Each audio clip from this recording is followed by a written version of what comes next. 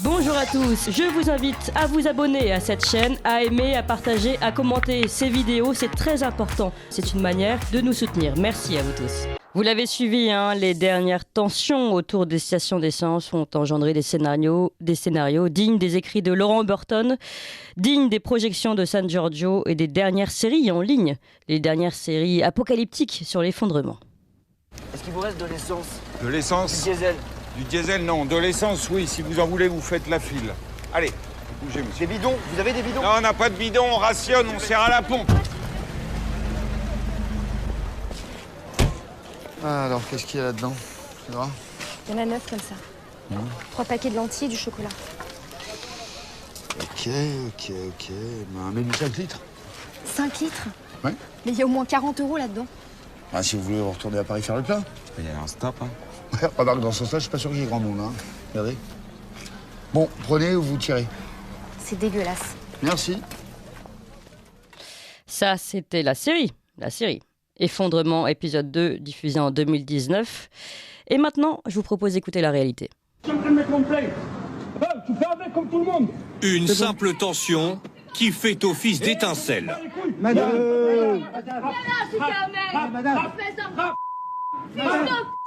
Dans certaines situations, voici ce que provoquent les pénuries de carburant. Des insultes, des crachats et parfois des coups. Depuis plusieurs jours, les mêmes scènes se répètent comme hier, ces livreurs frappés à coups de casque pour avoir doublé d'autres clients. Ce matin encore, à Paris, les automobilistes les plus impatients perdent leur nerf. Il y a pas mal de gens qui grugent, notamment les scooters, les VTC, parce qu'ils ont tous une bonne raison pour doubler, alors que nous aussi on travaille, on a besoin d'essence. Si on fait la queue, c'est pas pour rien. Les esprits s'échauffent. Mais pas dans une bouteille, pas dans une bouteille. Et les prix s'enflamment dans les quelques stations-service où il reste encore du carburant. Ici, le diesel est à 2,42 € le litre, contre 2 € en moyenne ailleurs. Mais ces automobilistes n'ont pas d'autre choix. Dans Paris, plus aucune station est ouverte. Et là, du coup, on est obligé de payer le prix fort. Il y a des gens qui sont prêts à payer jusqu'à 5 € les litres pour pouvoir s'en sortir. Ça se passe en début de soirée hier à Villiers-le-Bel. Des témoins ont appelé la police après avoir assisté à cette scène. Des voyous géraient eux-mêmes une station Total dont ils avaient pris le contrôle. Ils assuraient le filtrage des automobilistes. Ils laissaient passer les habitants du quartier et aux autres, ils interdisaient l'accès à la station et leur proposaient à la place leur propre carburant en bidon, évidemment à leur tarif. D'après nos informations, les conducteurs qui refusaient la proposition étaient contraints de quitter la file d'attente. Certains ont même vu leur véhicule caillassé.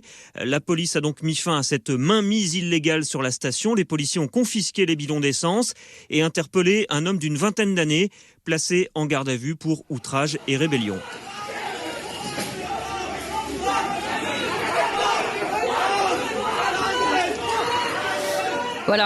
Voilà, ça c'est notre réalité, pas la fiction. La fiction n'a rien à envier à notre réalité aujourd'hui et c'est pour ça qu'on ouvre cette table ronde sur la guérilla, la guérilla qui est, la guérilla qui vient, la guérilla que nous vivons, que vous avez peut-être vécu vous aussi en station essence. Et pour en parler, nous sommes avec 3 invités pour cette table ronde exceptionnelle. Nicolas Vidal, bonjour.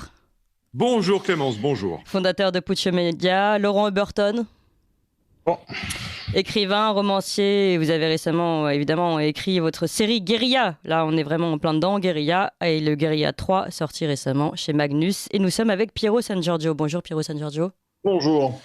Auteur survivaliste suisse, et vous aviez écrit dès 2011 Survivre à l'effondrement économique, un scénario qui devait se réaliser quand ?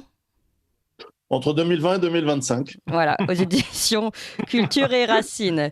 Donc finalement, nous sommes dans le scénario que vous aviez écrit, vous, Laurent Burton, et vous, Piero San Giorgio. Est-ce que vous pensez que la flamme est là pour que l'embrassement soit généralisé ? Laurent Burton. On voit bien que, oui, il manque juste l'élément déclencheur. On ne connaît pas exactement la forme qu'il peut prendre. Enfin, là, on a une bonne idée ces derniers jours. Ces pénuries, on voit qu'il y a des grèves qui vont être menées aussi dans les centrales nucléaires. Donc l'énergie est vraiment la clé de tout, et on voit bien que le capital social qui unit nos concitoyens est quand même relativement faible, hein, puisque dès qu'il y a une rupture, là on parle de carburant, mais même le papier toilette suffisait pour déclencher des scènes d'affrontement entre eux. Donc on voit bien que ça tient à absolument très peu de choses et qu'on est complètement tributaire des événements qui arrivent. Donc là, on est vraiment plus près d'être en plein dedans que de voir ça comme un lointain projet, une anticipation, comme on dit souvent, malheureusement. Piero San Giorgio, est-ce que vous aussi, en plus c'est vraiment ce que vous aviez prévu, hein, la fin des énergies, qui provoquerait cet embrasement ? Alors, en l'occurrence, chez vous, à Paris, ça a l'air d'être plutôt pas un problème structurel pour l'instant. Le problème structurel arrive. Et on voit que ces réactions correspondent à l'anthropologie de base. C'est ce qui a permis de projeter déjà il y a plus de 10 ans des scénarios que Laurent Oberton a brillamment mis sous forme de roman et que moi j'ai mis en tout cas sous forme de prospective et malheureusement d'anticipation possible, parce que l'anthropologie humaine est conflictuelle lorsque le ventre est vide. Là, c'est pas encore le cas, mais bientôt, peut-être, lorsqu'on en a froid, lorsque l'on a peur, et l'être humain a tendance à se battre pour les ressources, en l'occurrence ici, de l'essence, qui est très rare et qui est indispensable au mode de vie que l'on connaît aujourd'hui, ressources, territoire et reproduction.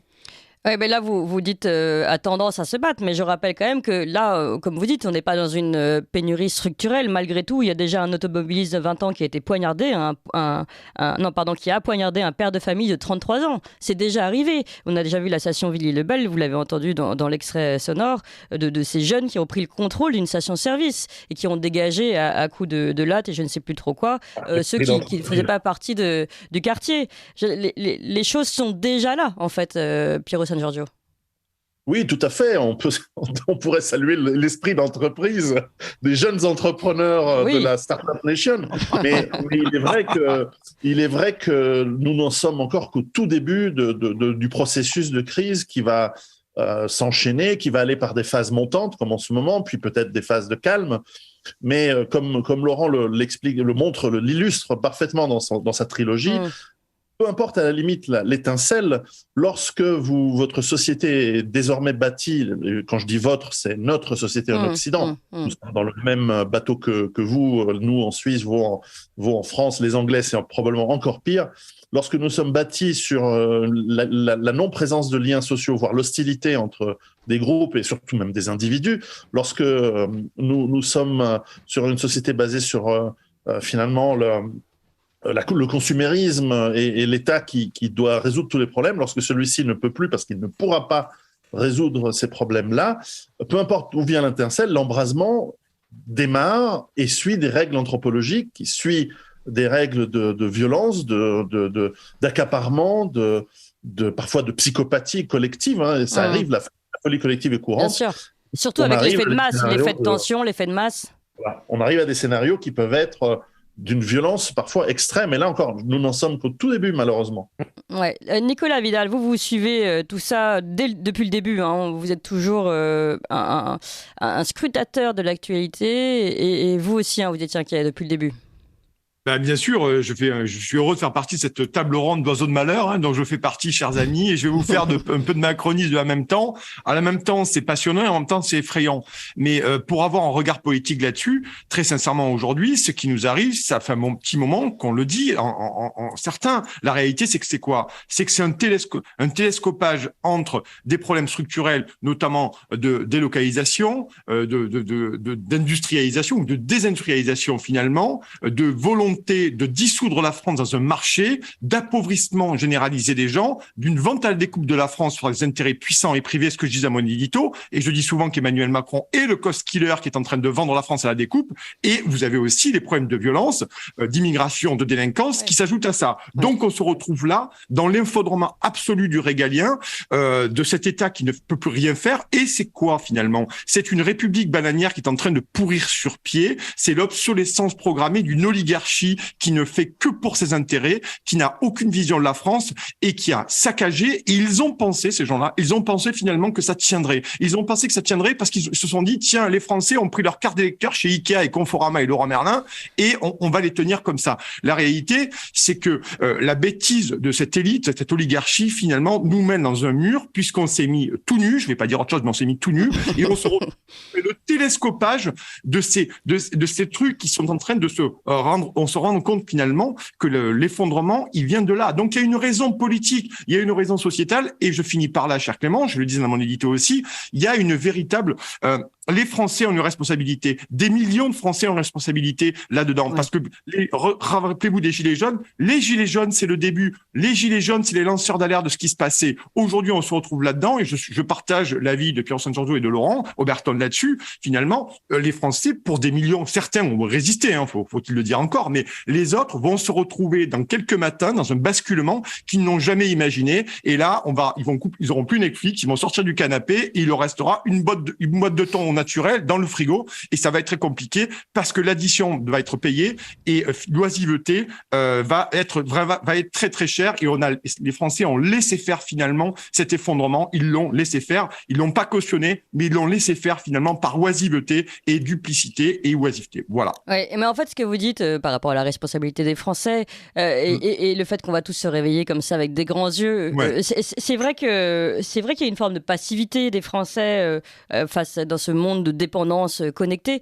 Mais et vous disiez, c'est étrange même que ça tient encore, mais ça va plus tenir. Mais moi, je trouve que ça tient très bien parce que les Français, alors on va utiliser ce terme comme on veut, c'est un terme très à la mode et très galvaudé, de résilience. Et c'est vrai que pour le moment, les Français sont très résilients. Moi, ça fait 2 fois, je me lève à 4h du mat pour le travail, ça fait 2 fois qu'à 4h du matin, j'essaye d'aller dans une station essence pour trouver de l'essence. Bon, ça marche pas, mais on voit des personnes qui font la queue, qui se lèvent eux exprès, qui font la queue, qui vont à trappe, etc. Pour tenter de trouver de l'essence. Il y en a pas et déjà des mouvements de foule dès 4h du matin. Je trouve qu'il y a une vraie une vraie résistance. Alors côté positif ou négatif, est-ce que c'est de la passivité ou est-ce que c'est une forme de vraie résistance morale? On en parle dans quelques instants. Il est 8h sur Ligne Droite et c'est l'heure peut-être des dernières informations avec Marwan Miyoubi. Table ronde exceptionnelle autour des événements que nous vivons tous, saturation des stations essence, mais également,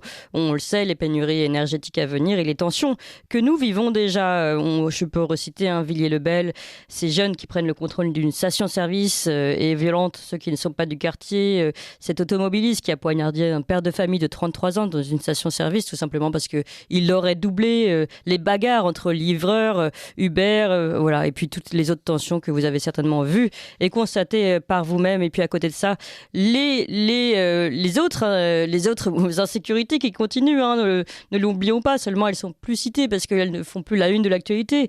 Par exemple, à Montargis, un clandestin tunisien a poignardé il y a quelques jours à mort sur la voie publique, en pleine voie publique, un autre clandestin tunisien. Donc voilà, des rixes entre clandestins. Un détenu en permission, à peine en permission de sortie, agresse immédiatement et tente d'enlever une femme de 69 ans à Mériel dans le 95. Voilà. Les autres incidents, les autres attaques continuent, mais aujourd'hui nous sommes, c'est vrai, centrés sur ce qui se passe autour des stations essence. Alors pour parler de cette table ronde sur la guérilla, nous sommes toujours avec Nicolas Vidal, fondateur de Putsch Média, Laurent Oberton, écrivain et auteur notamment de sa série Guérilla, avec le Guérilla 3 aux éditions Magnus qui vient de sortir, et Piero Sangiorgio, auteur survivaliste suisse et auteur de ce livre notamment Survivre à l'effondrement économique, qui avait été écrit une première fois en 2011 et réédité en 2020, toujours aux éditions Culture et Racines. Alors, je voudrais poser cette question à vous, Laurent Oberton, concernant les Français. Les Français, ces Français qui ont une responsabilité, d'après Nicolas Vidal, mais qui, aujourd'hui, pour le moment, moi je trouve, font partie, ceux que je vois le matin à 4h du matin, qui se lèvent si tôt et qui sont là malgré tout, vaillants, et qui repartent parce que la station est vide. Est-ce que c'est de la passivité, de la résilience? Vous le voyez comment? De la résistance mentale? Moi, j'aurais plutôt parlé d'inertie, malheureusement. Je ne suis pas aussi optimiste. Je pense qu'il y a cette fatalité, même dans la population, cette foi un peu délirante en l'État et en la capacité de l'État à résorber des crises qu'il génère lui-même avec application depuis des décennies. Ouais. Et il y a un refus même de voir en fait la situation dans toute son ampleur. Oui, c'est-à-dire que là, le Français se dit je vais remplir un jerrycan de plus et la France sera sauvée. Mais non, c'est un problème beaucoup plus profond qui n'en est, comme disait Pierrot, qu'à ses prémices. Et on va vers des situations potentiellement beaucoup plus sérieuses. Et il y a un refus complet d'imaginer de tels événements. La peur, dans ce cas, paralyse. Et comme je l'écris noir sur blanc dans la Furia, qui est justement consacrée à l'effondrement, qui sortira la semaine prochaine en kiosque, ceux qui auront lu Amélie Nothomb plutôt que Piero San Giorgio, dans les mois qui viennent, risquent d'être très très mal. Piero San Giorgio, justement, aidez nos auditeurs qui vous ont sûrement lu déjà une première fois lors de votre première sortie en 2011, et puis certainement après nous avoir entendu quand vous êtes venu présenter votre livre la dernière fois. Oui, Laurent a raison. Je ne connais pas cette dame Nothomb, mais en revanche, c'est vrai que les gens qui m'écoutent, humblement, rien qu'en mars, lorsqu'il y a quand même une guerre qui commence aux portes de l'Europe, enfin dans l'Europe, j'expliquais quand même, c'est le moment de commencer à faire vos réserves, et y compris quelques bidons d'essence supplémentaires pour des situations d'urgence. Oui.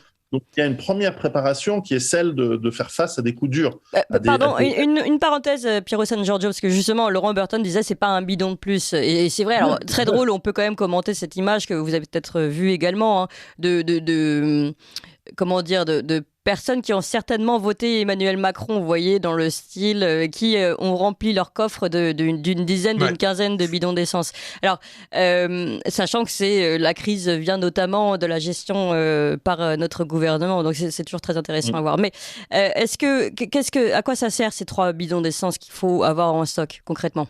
Alors certainement, c'est pas pour les donner aux livreurs de pizza qui visiblement vont moins livrer de pizza justement aux électeurs, des gens qui sont au pouvoir en Europe aujourd'hui, mais c'est simplement pour pallier à des coups durs. S'il n'y a plus d'essence, a priori, vous n'avez pas besoin d'essence puisque personne n'ira travailler, et le problème de la crise, il sera ailleurs. Oui. En revanche, vous pouvez probablement avoir chez vous peut-être quelqu'un qui tombe malade et vous êtes à 10 km d'un hôpital et s'il n'y a pas d'essence, s'il y a une appendicite, vous faites comment ? Oui, mais l'hôpital, vous croyez qu'il fonctionnerait encore ?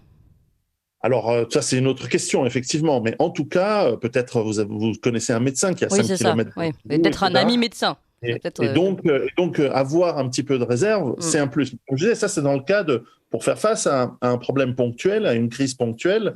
Ça peut être de la résilience, mais ce n'est pas de l'autonomie. Oui, et il faut, Piero San Giorgio, peut-être aussi, ce bidon peut servir... ce petit fond d'essence qu'il faut garder à rejoindre le lieu prévu, le lieu de fuite, le lieu de résistance, aussi, on va dire. Aussi, le camp, quoi. Après, je pense qu'il vaut mieux vivre dans une montagne ou dans les campagnes plutôt qu'en ville pour des raisons là structurelles et non pas circonstancielles.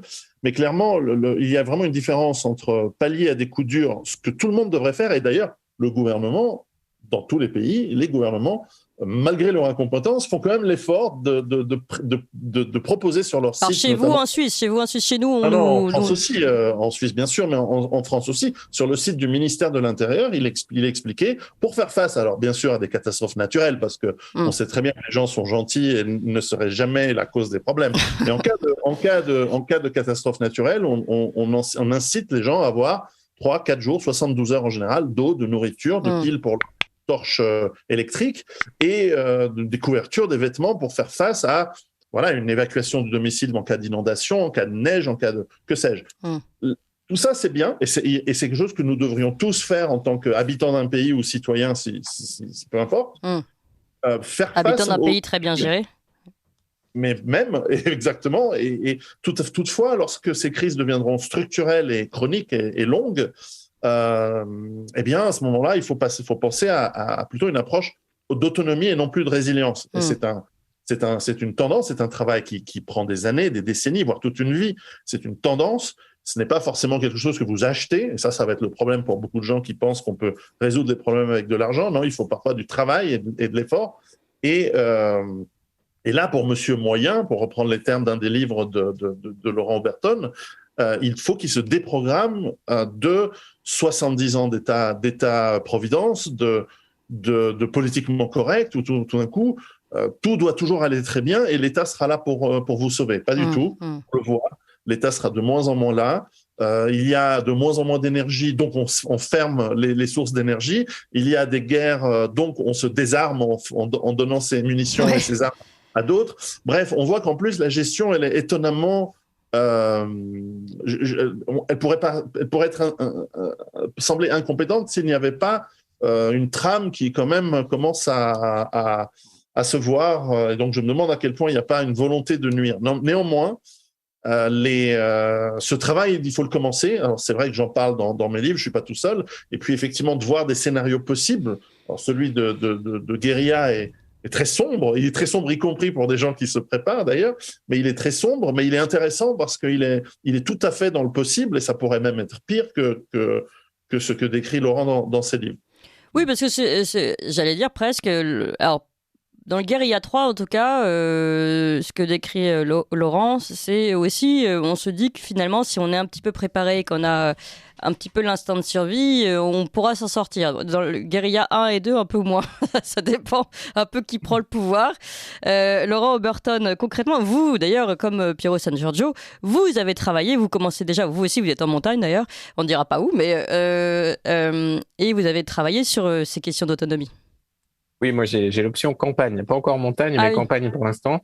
Et oui, en fait, on a forcément quelques coups d'avance si on est prêt psychologiquement, si on a pensé son autonomie. Là, moi, ce qui est très préoccupant avec les créatures domestiques de ce pays, c'est que on voit bien les messages gouvernementaux à l'adresse du citoyen moyen. Il n'y a pas de pénurie, Olivier Véran. Je me lave les mains, je mets mon masque, je baisse d'1 degré mon truc. Quand ces gens qui sont branchés en permanence à l'État et qui est vraiment le substitut de leur cerveau, quand cet État va se débrancher lui-même, que vont devenir ces créatures qui seront privées complètement d'hémisphère cérébral, ça risque d'être terrible. Donc c'est ça. Des zombies. Je dis pas que ça va vous sauver en toutes circonstances, mais simplement d'anticiper un petit peu, de pas se dire que le vivre ensemble c'est forcément génial, que l'État est notre ami, ce genre de réflexe. Désapprendre ces illusions fondamentales de la société française aujourd'hui et voilà, anticiper, se dire qu'est-ce que je comprends de mon environnement, de tous ces objets qui m'entourent, comment ça fonctionne, est-ce que moi je serais capable de m'en sortir seul, d'avoir un apport énergétique, un apport en ressources, enfin vraiment les biens fondamentaux. C'est pour ça qu'on parle de survie, mais en définitive, c'est vraiment la vie.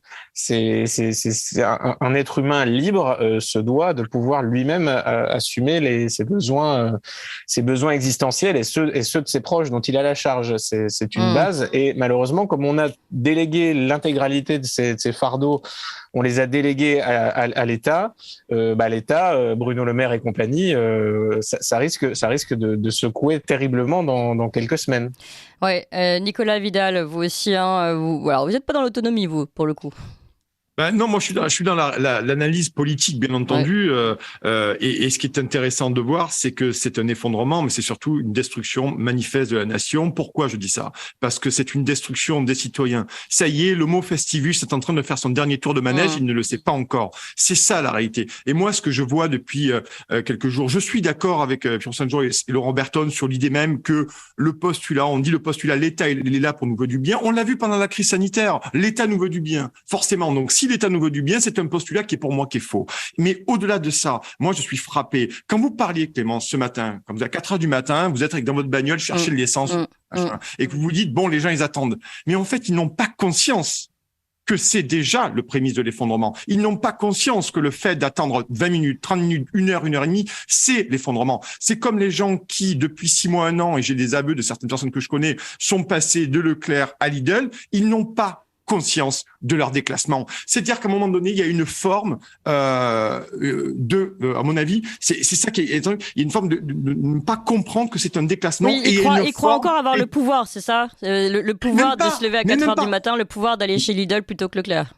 Bien sûr, parce qu'il y a une forme de quoi? Il y a une forme d'inconscience profonde, menée par un abrutissement de la population, parce qu'on a détruit l'esprit citoyenneté. Ça passe aussi par l'effondrement de l'éducation nationale, c'est-à-dire qu'on ne fait plus des cerveaux. On a fait quoi? On a fait des tubes digestifs et des autruches, ce qu'appelle Laurent des monsieur moyens, moi j'appelle ça des tubes digestifs. Et donc moi je suis très frappé par cette notion même d'inconscience. C'est-à-dire que ces gens, je peux vous assurer que j'ai eu des discussions cette dernière semaine, j'ai des gens qui étaient effarés parce que je leur racontais sur les problèmes que nous sommes en train de vivre et qui vont être de plus en plus compliqués. J'ai eu des gens qui m'ont fait des yeux de loutre. Me dire, tu crois qu'il faut que je prenne de l'essence?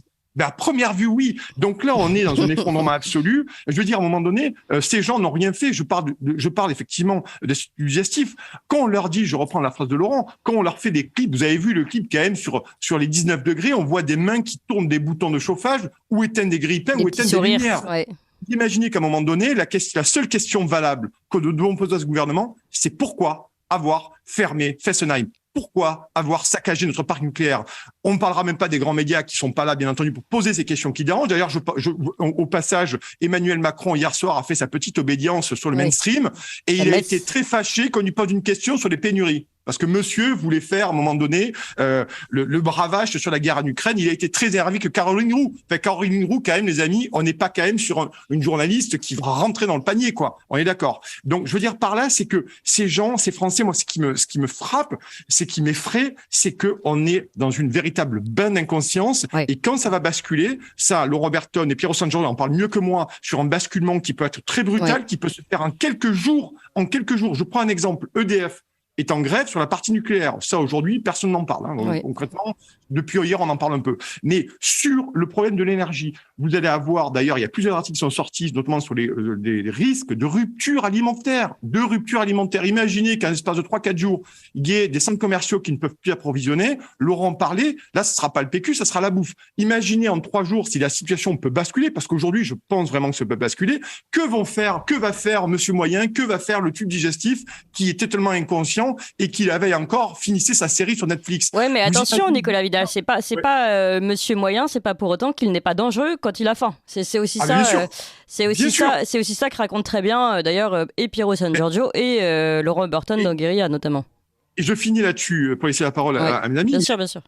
Ouais. Dans cette idée-là d'abrutissement de la société, moi, ce que je pense, moi, je suis comme Brigelli, je pense qu'on a abruti les gens depuis 30 ans délibérément. Vraiment, voilà. Les jeux télévisés, vous le savez, je fais cette rengaine en permanence sur Radio Courtoisie. La réalité, c'est que abrutir les gens, c'est une chose. Mais quand vous arrivez à des situations extrêmes comme nous allons le vivre maintenant, les gens que vous avez abrutis, la plupart ne seront pas dans la réflexion, ils seront dans quoi? Ils seront dans la réaction. Et là, bien entendu, vous avez des comportements primaires. Là, bien sûr, vous avez de la violence. Et c'est ce qu'on voit aujourd'hui, pas forcément sur les stations de service qui ont été privatisées, mais sur les altercations qu'il y a eu dans les stations de service. Et là, nous tombons dans guérilla et nous tombons là-dedans. Et moi, je suis très inquiet parce que je peux vous assurer, je finis par là, que des gens autour de moi, dans mon petit patelin de l'Hérault, franchement, à part, ça fait chier, il n'y a pas d'essence, ils en sont que là. Ils n'en sont que là. Donc, quand ça va tomber, ça va faire très mal. Et moi, je suis quand même assez inquiet. Et d'ailleurs, je pense que les Français, je le dis, une partie des Français, une petite majorité des Français sont absolument responsables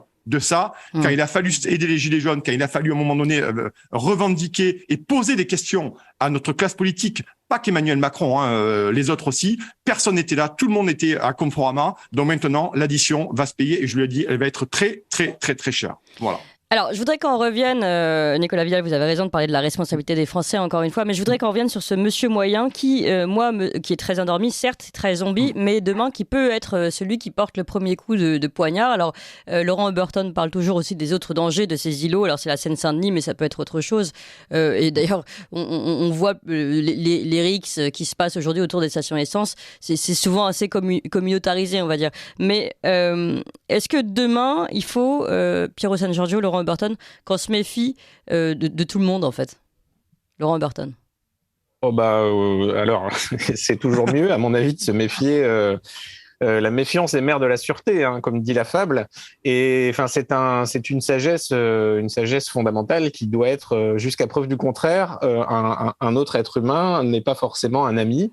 Ça peut être intéressant de partir de cette réflexion. Évidemment, on peut très bien être civilisé, et poli et courtois. Mais dès lors qu'il y a concurrence pour une ressource ou un bien fondamental ou un territoire, ou comme disait Pierrot, forcément, là, c'est plus du tout la même chose. Et justement, dans beaucoup de quartiers de France, il y a des gangs qui sont très organisés, qui sont déjà organisés, armés, Voilà, et eux, ils sont pas du tout dans une logique d'attente envers l'État ou envers les communications gouvernementales. Ils savent s'adapter à chaque situation. On le voit, dès lors qu'il y a pénurie d'un produit, il y aura un trafic qui va se mettre en place aussitôt. Ils ont une réactivité qui est assez forte. Ils sont soudés entre eux. Un petit peu tout le contraire de ce que sont les habitants de ce pays pacifiste, désarmé, qui a été désarmé par l'État. Donc forcément, c'est un petit peu livrer les moutons au loup c'est l'image, cette situation, puisque si l'État s'effondre, les poules au renard. Les poules au renard, les groupes constitués assez puissants seront ceux de ces quartiers, de ces gangs. Évidemment, à la campagne, c'est un peu différent. Il y a des chasseurs, il y a peut-être des tireurs sportifs, mais dans les centres urbains, ce sera vraiment le citoyen pourra hurler autant qu'il peut et personne ne l'entendra crier. Ouais, Piero San Giorgio. Alors, est-ce qu'il faut penser à s'unir nous aussi, à jouer des jeux d'alliance comme le font les gangs pour être autonomes, ou est-ce que c'est déjà un peu tard, la situation dans laquelle on est aujourd'hui? Il n'est jamais trop tard pour s'organiser, pour se préparer. Et dans mon pays d'origine, l'Italie, on a même dans des situations de crise catastrophiques naturelles les mafias, il faut les appeler comme elles le sont, qui parfois vont aider, entre guillemets, je dis bien entre guillemets, la population en apportant des ressources plus rapidement que l'État. Alors, elles ne le font pas toujours gratuitement. Bah oui, en général. Mais elles ont l'avantage d'être de la même ville, de la même région, de la même ethnie que les populations qu'elles aident. Donc, ces mafias, elles n'ont pas une ultra-violence dans des situations de crise. Elles ont un sens du profit, certes, et plutôt elles ont tendance à maintenir l'ordre dans lequel elles peuvent faire leurs affaires. Lorsque on est dans des situations multiculturelles, il y a cette problématique supplémentaire qui s'ajoute, évidemment. Effectivement, l'État qui n'est déjà en temps normal plus présent dans beaucoup d'endroits des pays d'Europe occidentale, va l'être encore moins, puisqu'il devra sécuriser par sa garde prétorienne les zones centrales à ses clients, ou plutôt à ses propriétaires. Et donc, c'est vrai beaucoup d'entre nous, beaucoup des citoyens, des habitants du pays, et vraiment toute origine confondue, parce que la réalité, c'est que tout le monde va subir ces difficultés, vont devoir s'organiser. Ils vont le faire probablement naturellement sous la contrainte, parce que cette peur et cette anxiété dont parlait Nicolas Vidal, elles sont en réalité le point de départ de la préparation. La peur doit être notre amie en réalité, elle doit nous inciter à agir. Malheureusement, beaucoup de gens deviennent paralysés et finissent par se mettre en position fœtale dans leur salon. Quand j'ai froid, j'ai faim, je ne peux pas aller travailler. Mais au bout d'un moment, on finit par sortir de cette torpeur, on finit par se dire, bon, qu'est-ce que je fais? Et je conseille déjà de discuter un petit peu avec vos voisins. Avant d'être vraiment la situation critique. À présent, évidemment, je ne peux pas vous le conseiller. Il y a 10 ans, si je dis à vos auditeurs, il y a 10 ans, vous auriez mieux fait de faire cela et de lire mes livres, qui heureusement avaient eu beaucoup de succès déjà à l'époque, grâce entre autres à votre radio, mais néanmoins, on peut commencer aussi aujourd'hui à discuter avec nos voisins et profiter de cette crise en disant ça va être difficile, qu'est-ce que vous pensez qu'on pourrait faire? Est-ce qu'on pourrait se mettre ensemble peut-être pour faire ne serait-ce que un contrôle du quartier, ne serait-ce que voir quelles sont les ressources que l'on peut mettre en place. Alors, je vous cache pas que c'est difficile après 70 ans, voire plus, d'individualisme forcené. Mais voilà. Parce que franchement, moi, si je vais voir mes voisins et je leur dis, est-ce que vous voulez qu'on... Oui, vous y mettre. Piero San Giorgio, ce que vous dites, finalement, c'est ce qui est intéressant, et on le sait très bien, mais que toute cette guérilla qui arrive, qui pointe le bout de son nez, on va dire, pour la rendre plus jolie, risque de faire exploser en vol tous les grands principes de notre société moderne, le vivre ensemble, l'égalitarisme, tout ce... Et en fait, là, d'un seul coup, on voit que ces alliances qui peuvent peut-être se former, ces gangs d'un côté, ces alliances de l'autre, se font de façon ultra communautaire ou ultra, je ne vais pas dire sectaire, mais on va se rapprocher des gens familiaux, on va recréer des noyaux qui ont tendu à être justement exposés par l'État depuis si longtemps, et finalement très rapidement on va se retrouver avec des gens qui nous ressemblent. Mais Clémence, si je peux me permettre, allez-y. Là-dessus, ça me paraît extrêmement intéressant. Vous imaginez de quoi on parle en ce moment, et je pense que ça a du vrai, ce qu'on dit aujourd'hui, je pense que c'est assez intéressant, mais ça veut dire quoi si on pose une analyse politique? Ça veut dire que c'est la destruction de la nation, et c'est le retour au tribalisme. Ça veut dire que c'est le retour au tribalisme, ni plus ni moins. Vous imaginez la régression. Donc je vais citer, alors attention aux oreilles chastes de Radio Courtoisie, la ligne droite, je vais citer Jaurès. D'accord. C'est-à-dire qu'à un moment donné, on a déjà cité Lénine ce matin, donc allez-y. Ouais, c'est très bien. Alors ce matin, on est dans la diversité, génial, c'est formidable. La réalité, c'est que pour être plus sérieux, c'est que la nation est le dernier refuge du pauvre. La nation est le dernier refuge du pauvre. Donc, ça veut dire que nous sommes en train de tomber d'une nation qui est en train de se désagréger, avec atomisé, on en a parlé 1000 fois ici, avec le mondialisme, le néolibéralisme, le mercantilisme, ce que vous voulez, la carte Ikea, voilà. Et donc, finalement, on va se retrouver au tribalisme où des gens vont être obligés de faire des alliances avec des voisins proches, moins proches, de la famille, des amis, à droite, à gauche, pour essayer de survivre. Ouais. Mais voilà où nous a mené depuis 30 ans cet effondrement de la France, cette façon de gouverner. Depuis 30 ans, il n'y a pas qu'Emmanuel Macron. Des gens qui ont voulu saboter la France, qui ont voulu saccager la nation. Voilà où nous en sommes aujourd'hui. Et ils continuent dans un théâtre d'ombre à nous faire croire, ces gens, que finalement l'État protège. Je rappellerai à Bruno Le Maire, Agnès Pannier-Runacher, Elisabeth Borne, Emmanuel Macron, que les boucliers tarifaires et tout, pour l'instant, c'est avec notre pognon. Mais la réalité, c'est que la France, ils l'ont saboté de part en part. Voilà. Oui, ça avait commencé avant, mais vous avez raison, Nicolas Vidal. Laurent Burton, sur ce côté, de se retrouver finalement, ces nouvelles unités, ces nouveaux gangs, ces nouvelles alliances, on le dit comme on veut, qui font complètement exploser le vivre ensemble, la citoyenneté à la française, le tous égaux devant la nation.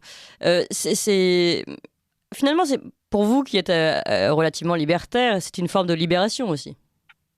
Je pense que la fiction, en réalité, va prendre fin. La vraie fiction, celle que nous connaissons depuis des années, l'antiracisme, le très bien vivre ensemble, etc. Cette injonction à ne pas voir les problèmes, à refuser la confrontation avec eux. Jusque-là, on avait ce luxe, on pouvait se dire c'est-à-dire on sentait pas encore le feu nous lécher les doigts. On pouvait se permettre d'être dans cette réalité parallèle. Sauf que là, elle débarque, elle n'est plus sur nos écrans, elle est là, elle est partout autour de nous. Et donc là, comme le disait Pierrot, soit on est en PLS dans le salon, soit l'angoisse nous sauve. Et on réactive des circuits oubliés, des façons de faire passées. Et peut-être que... un peu ancestral, ouais. En toute crise, il y a une opportunité, disait je ne sais plus qui. Et c'est vrai que si, de toute façon, c'est un petit peu le test d'effort ultime. C'est-à-dire que là, celui qui n'est pas capable de marcher sur les charbons ardents, eh bien, tant pis pour lui. Donc, ça révélera peut-être que certains ne sont pas encore complètement bons pour la casse dans ce pays. C'est tout ce qu'on peut souhaiter. On peut souhaiter ça, et que après ça, une fois peut-être une crise surmontée, que notre conscience nous interdise de tomber à nouveau dans la naïveté, dans l'illusion, dans cette hypnose collective qui nous prétendait que tout allait bien, que n'importe qui valait n'importe quoi, que l'État était vraiment notre ami, que c'est pas lui qui est en train de nous voler 1 euro sur 2 et dépenser n'importe comment notre argent sans aucun résultat probant depuis des années, avec des résultats en matière de sécurité et d'immigration qui sont absolument épouvantables, sans précédent. Donc voilà, c'est toute une humanité à reconstruire en quelque sorte, mais une humanité qui serait réaliste, c'est-à-dire le réel, ça fait peur. Mais c'est le retour du tribalisme, vous pensez aussi, Laurent Burton, comme le dit Michel Maffesoli ?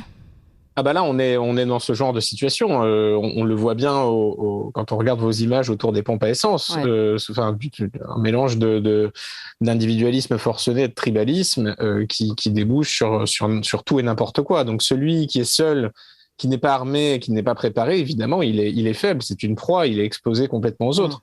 Alors que celui qui a monté un petit réseau avec ses voisins, ne serait-ce que d'entraîne et de signalement, il incarne potentiellement un danger, donc on va peut-être le laisser tranquille dans un premier temps. Ouais. Mais aujourd'hui, Monsieur Moyen incarne tout sauf un danger, malheureusement pour lui.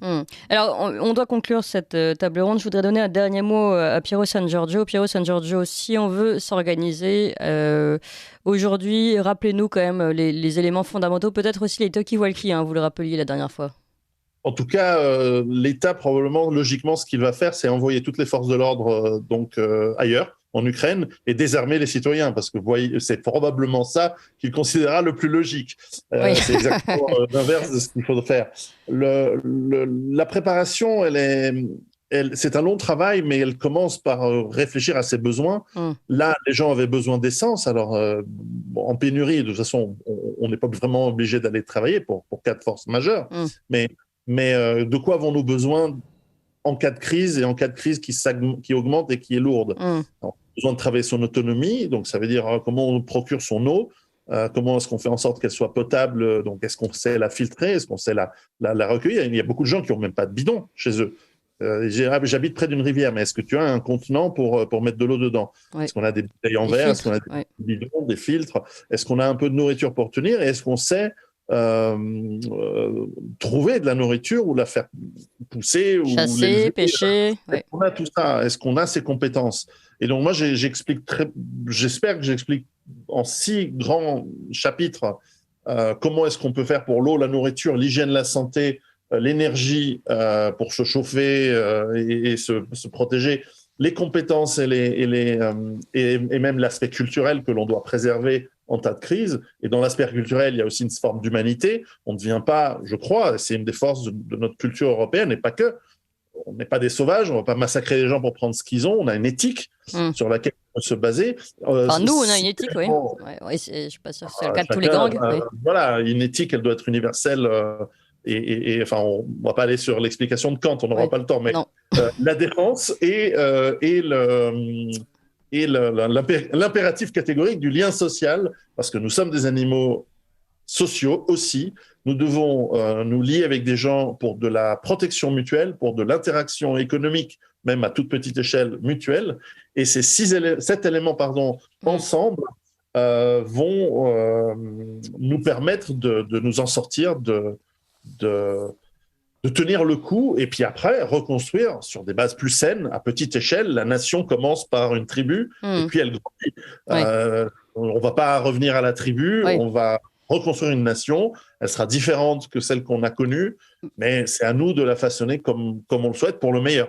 Oui, alors Laurent Burton, dans son scénario, elle ne sera pas différente, la nation reconstruite. Mais bon, ça, c'est encore un autre sujet peut-être pour nos auditeurs qui nous écoutent et que cette table ronde inquiète. Savoir que dans le mot apocalypse, ça vient du grec et ça veut aussi dire révélation. Donc, au fond du tunnel, sombre la lumière pour tous. Enfin, j'espère en tout cas. Merci beaucoup à vous 3. Nicolas Vidal, fondateur de Putsch Média. Laurent Burton, écrivain et auteur de ce dernier livre, Guérilla 3, aux éditions Magnus, et Piero San Giorgio, avec notamment, vous en aviez écrit beaucoup d'autres, mais Survivre à l'effondrement économique, qui est réédité par Éditions Culture et Racines.